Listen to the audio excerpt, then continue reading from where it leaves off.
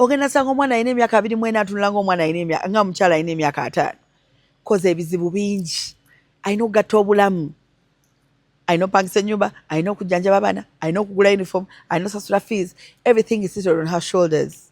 Love feds but never let your children fed.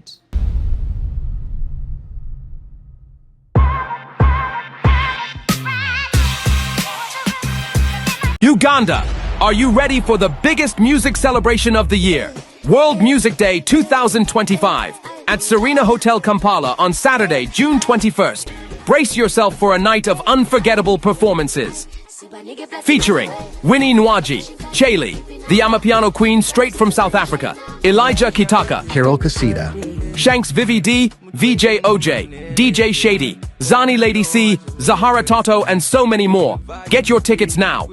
Ordinary tickets, 150,000, gold table, 3 million, platinum, 6 million.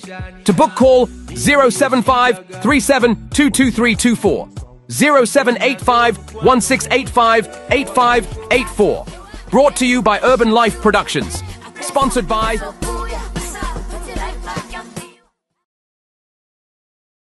What's up, everybody? It's your girl Nalongo Lewis. Welcome to yet another episode.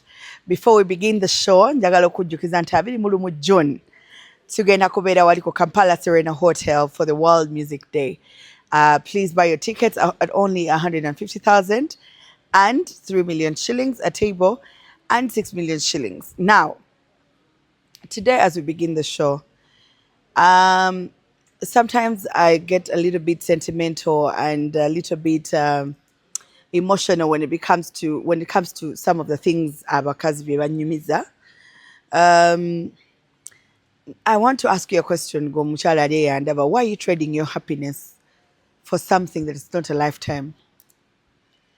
Rachi gwe esanyulio or sazewo the sacrificing for something echukulagira over there and then it's not going to be there for a lifetime. Nina stories abachala balinga babiri basatu zebaze banyumiza and nga ziragira ddala they're really oppressed, ziragira ddala nti they're going through a lot. These men don't come back, these men do not feed them, these men don't house them, these men don't do this. Complaints zifose complaints nga nabagamba wano nti complaints enya abasajja batukoze bino batukoze bino oluyimba lufuuse common naye oluyimba luganya okukyusa olutambi. So it is up to you to change your own destiny. Gwe omukyala ali eyampuliriza bw'obeera mu kifo ng'olaba nti awooli it's not taking you to the next level, mbadde ndowooza nti osobola okulowooza, sit down and find out what exactly can you do to change your life, to better your life, okwejjamu mu depression and the anxiety and all the troubles that you're going through, newezzamu happiness. This does not apply to only women, to also the men. Bw'oba olaba ng'omukyalo ntolina gy'omutwala, bw'oba olaba ng'omukyalo ne relationship egaanyi, I feel like you would let them go, tibatuuze bansi obagambe bannange we started off mu bulungi naye kati we have become toxic, tetulina we twetwala, tetwezimba, tonzimba sikuzimba, so what exactly are we doing in this relationship? And then find a level ground for you guys to take care of your children, for you guys to maybe if you have property nemuzisharinga buli omu n'agenda ng'aliko win-win. So abakyala bangi munkubira essimu ne muŋŋamba Nalongo mbadde n'omusajja emyaka 8 emyaka 10 emyaka 9 naye tetulina we tugenda. Gwe kennyini okiraba nti tolina w'ogenda naye ate ogaanye okukola ekintu ekirala ekibetaringa your life, weesibyewo ogaanye ovaawo wakutuga. So today I want us to talk about such things. As a woman, even a man, this is a two-way traffic. You only have one life to live. Tewali obulamu bwa spare. One life like this. Obulamu bw'olina emyaka 3 oba 2 oba 10 oba 4 oba 5, you only get to live one life. Why are you deciding to live it in a sad way? When osalawo obulamu bw'olina obutaliko spare obulivinge mu nnaku, lwaki mwagala okwerumya?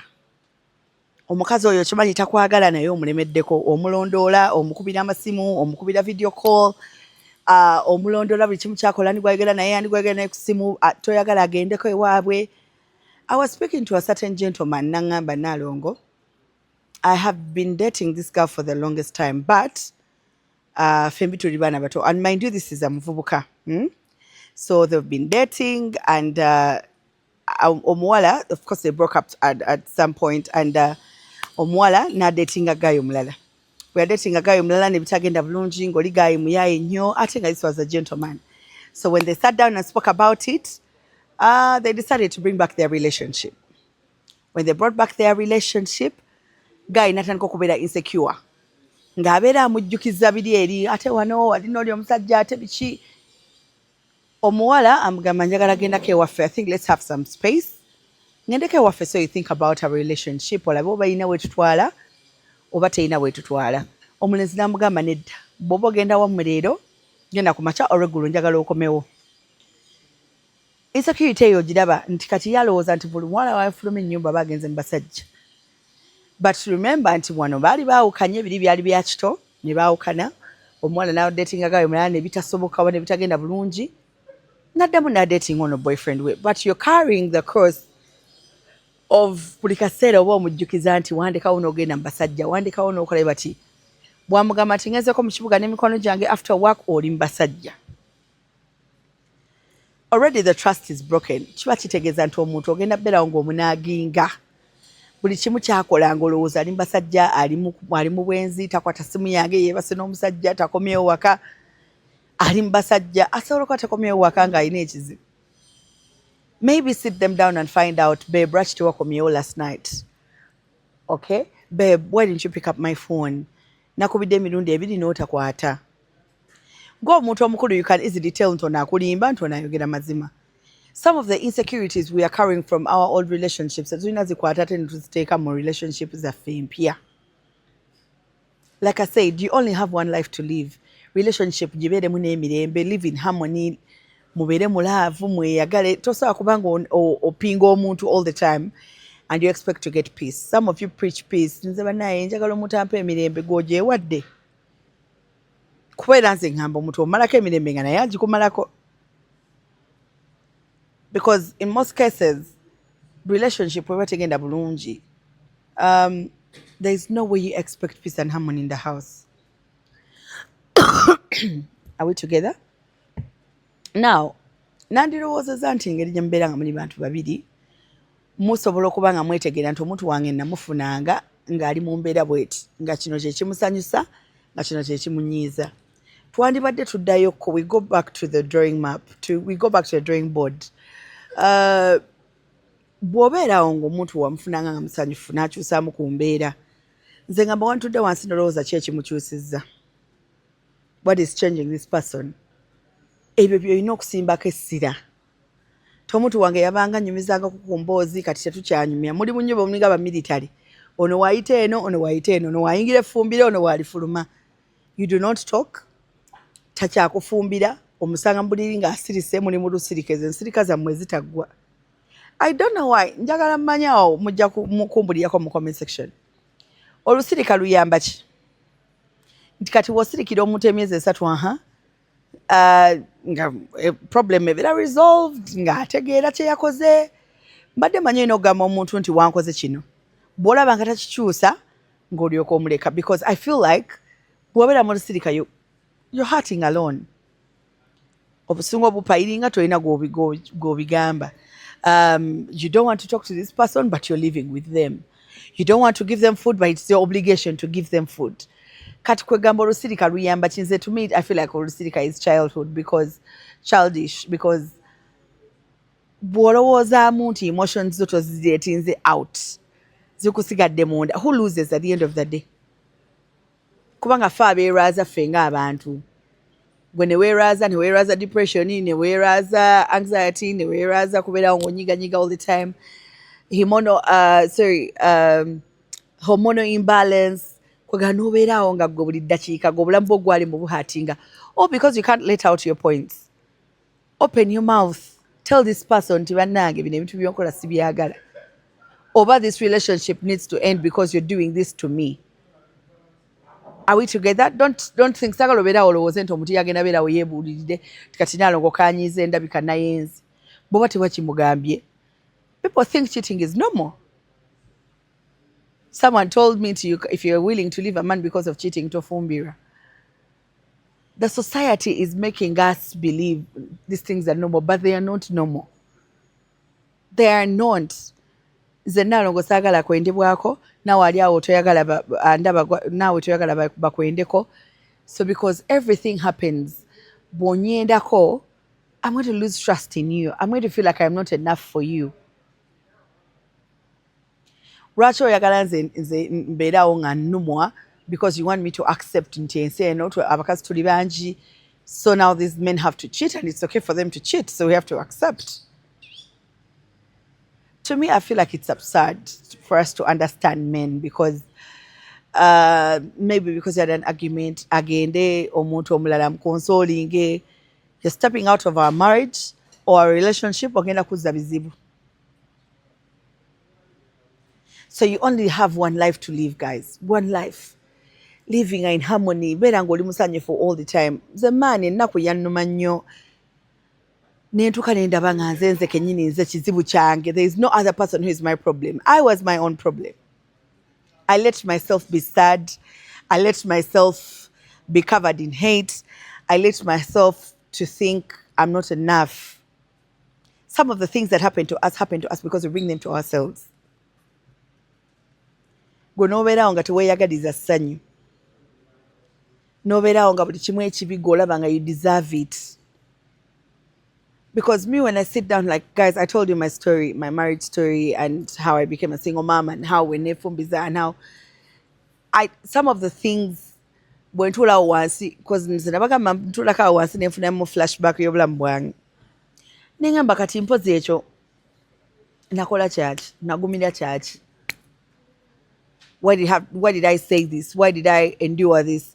Because we do not, bazadde baffe tebatuzaala ffe tujje ku nsi tubonaabone. Buli muzadde yagaliriza mwana we ekirungi. Buli muzadde yagala omwana we abeere nga ali bulungi mu bulamu, ne bamuwasa ne bamugye waka naye nga aliwa ali bulungi. So some of the things us women think nti okuguma ennyo bwe bufumbo. Ogenda kuguma emyaka 6. Okaddiwe otandika olaba nga obulamu bwakuleka, you should have lived life.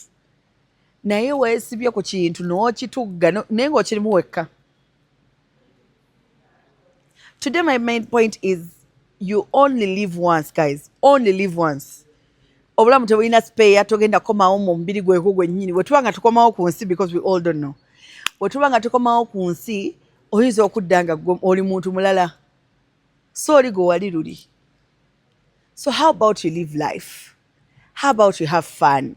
How about you do things that you want? Gwe n'owasa oba n'ofumbirwa ne weerabira hobbies zo ne weerabira nti nawe oli muntu. Aside marriage, you have life to live. Kubanga buli wabanga you're a happy person, you know how to go about issues ezijja nga zagala twala essanyu lyo. I repeat, you only live once. Omuntu wakola ekintu ng'olaba kigenda kukyokinga, it's taking away your happiness. Speak about it. Mugambe no babe no tete wampasa nga nze ndi cry baby.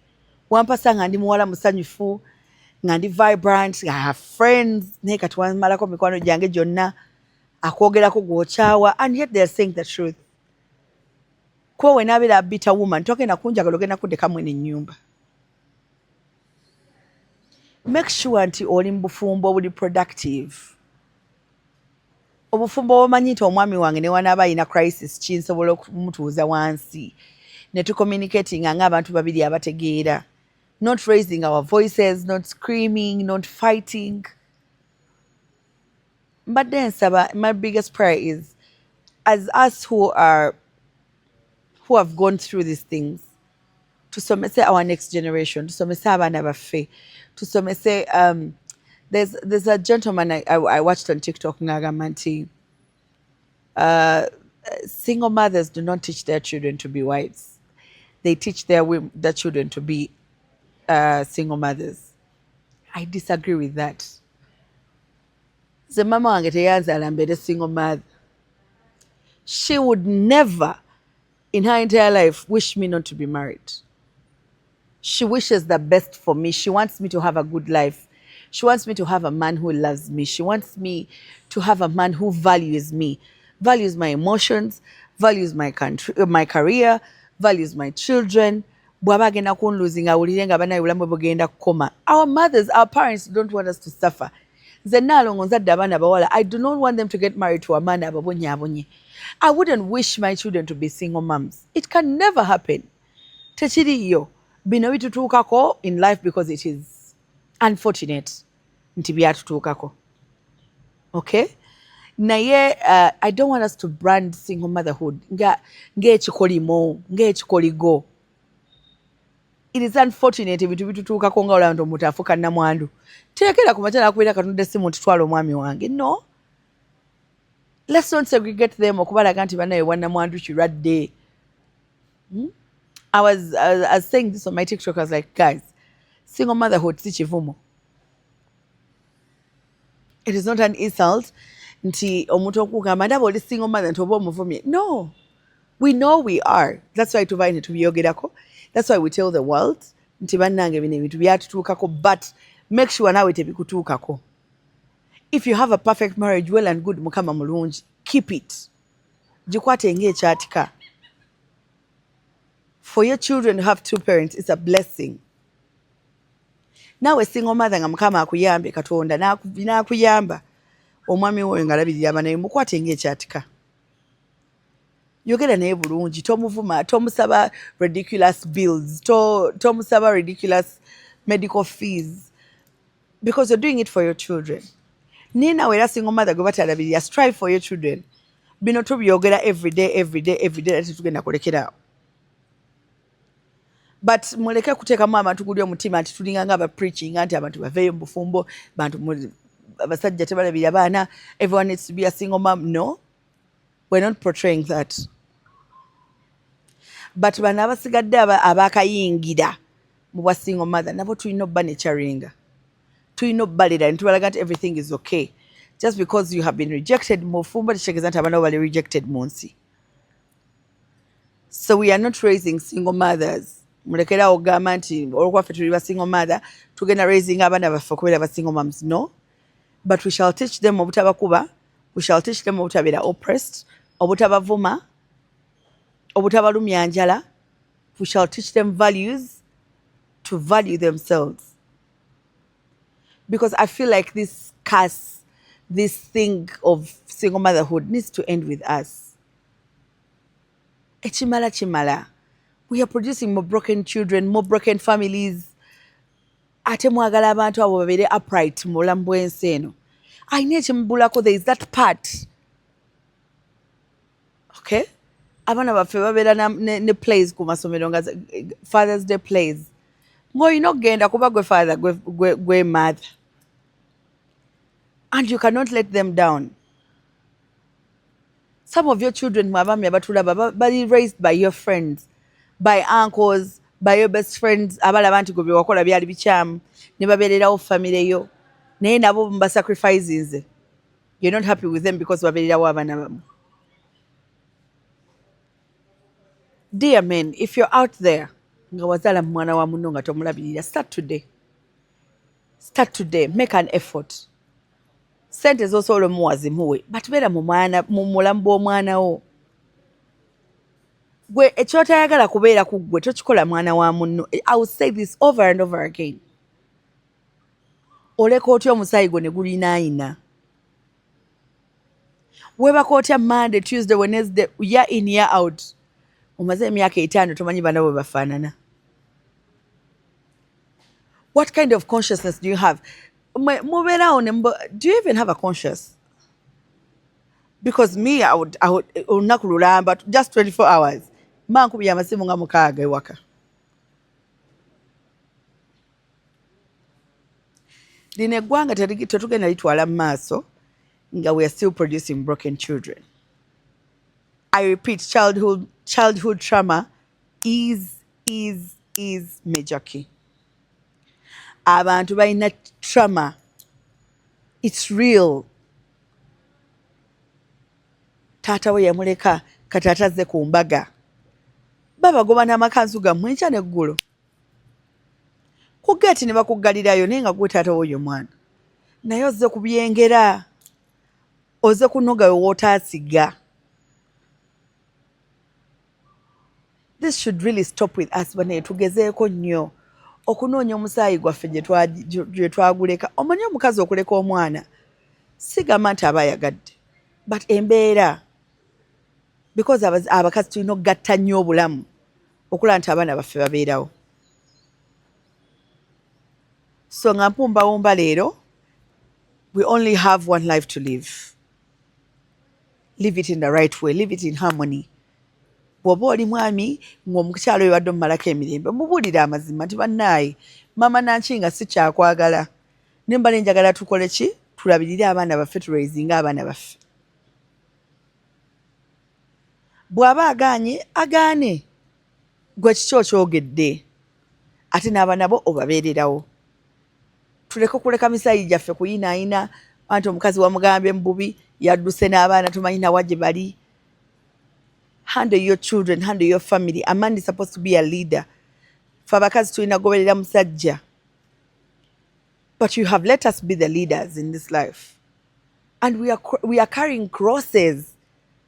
Our shoulders are full. Ogenda sanga omwana alina emyaka 24 atunula ng'omwana nga omukyala alina emyaka 5. Koze ebizibu bingi.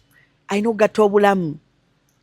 Alina opangisa ennyumba, alina okujjanjaba abaana, alina okugula uniform, alina osasula fees. Everything is seated on her shoulders. Love feds, but never let your children fed. Ensi temira abaana bammwe.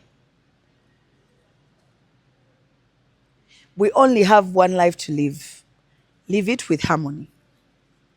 Obulamu tebulina spare. Bw'okera n'oleka abaana bo gwe mukyala gwandaba or stress or depression bagenda kubonaabona mu nsi eno. Love yourselves, love your children, take good care of them. Abaami ng'otalabira mwana wo, kikome leero. Kikome leero kubanga tolina bye balekera. Batunuulidde gwe bayina. Saagala nnyo okwogera bigambo bingi kubanga nkimanyi ffenna tuli bantu bakulu ate ffenna tugenda kubiyiga nga tubiwulidde, and then we learn from them, and again we practice. Tugezeeko practicinga, kale gezaako. Kala kumakya omukubire ku ssimu olabo baanaakwata. Otandikira awo. Tugezeeko. Tokikaka nnyo, tokikola by force, naye mukubire omugambe, hello, how are the kids? Muli bulungi? Badde nsaba mpeerezeeko ka shopping. Tandika mpola. Si by force. Mbadde nkubidde kulaba ku baana, kubeera naye ajja kulaga nti naye asobola. Sebintu tubikosa amaanyi si ge gasinga. Abantu abasinga amaanyi bonna mu nsi muno, abasinga oyinza okwekanga nga bonna baanafuwa, abaali basinga amaanyi. So tukikole with harmony, with grace. Tulabirire abaana baffe, ffenna tubeere bulungi mu nsi eno. Tuli wano ku Silo 15 ku Bandali Rides, wano e Bugolobi. Please come through with your families, with your people. Mulye munywe, mudigide. Nze njagala nnyo abantu abadigida kuba man, life is too short. And on the 21st of June, waliko Kampala Serena Hotel, waliyo World Music Day. Please go and support them. Emitwalo 15, $1,3 ne $1,600,000. Tubagala nnyo. See you there. God bless you.